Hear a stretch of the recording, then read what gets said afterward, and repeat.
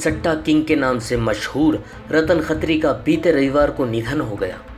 मटका किंग के नाम से मशहूर 88 वर्षीय रतन खत्री ने मुंबई में लंबी बीमारी के बाद दम तोड़ दिया। कई दशकों तक खत्री ने भारत में सबसे बड़े सट्टा रैकेट पर राज किया। रतन खत्री बस नाम ही काफी है। सट्टा कारोबार, जिसे आमतौर पर मटका कहा जाता है, उसके बेताज बादशाह थे खत्री। सिंधी परिवार से ताल्लुक रखने वाले रतन खत्री विभाजन के वक्त पाकिस्तान से यहाँ आए थे। वह मुंबई में 1960 में मटका के धंधे से जुड़े। उन्होंने व्यवसाय को कल्याण जी भगत के साथ मिलकर शुरू किया था। हालांकि बाद में दोनों के रास्ते अलग हो गए। कच्छ गुजरात से आए कल्याण जी को मुंबई का पहला मटका किंग कहा जाता है। तब ये कारोबार वर्ली मटका के नाम से मशहूर था, जिसमें रतन खत्री मैनेजर हुआ करते थे। सड़कों पर मटकों से पर्ची निकालकर बेटिंग होती थी। उसे देखकर ही कल्याण जी को इस धंधे का आइडिया मिला। पर दिलचस्प बात यह है कि मटका यानी कि सट्टा, जो धंधा उन्होंने शुरू किया, उसमें कभी मटके का इस्तेमाल नहीं हुआ।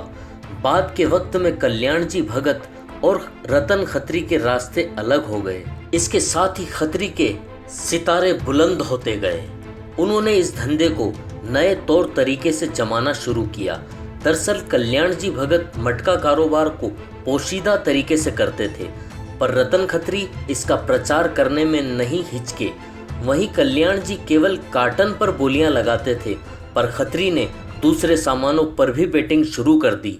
70 के दशक तक खत्री का मटका कारोबार इस कदर बढ़ गया कि तब वो रोज 1 करोड़ से भी ज्यादा सट्टा खिलाने लगे थे। इमरजेंसी के दौरान रतन खत्री को जेल में डाल दिया गया।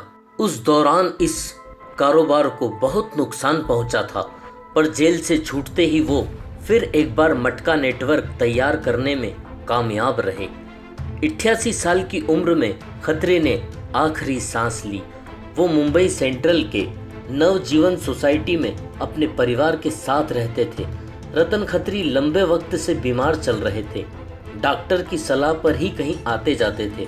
लॉकडाउन की वजह से उनके अंतिम संस्कार में केवल कुछ लोग ही शामिल हुए। ब्यूरो रिपोर्ट RJ 24/7 के साथ जयेश चौहान।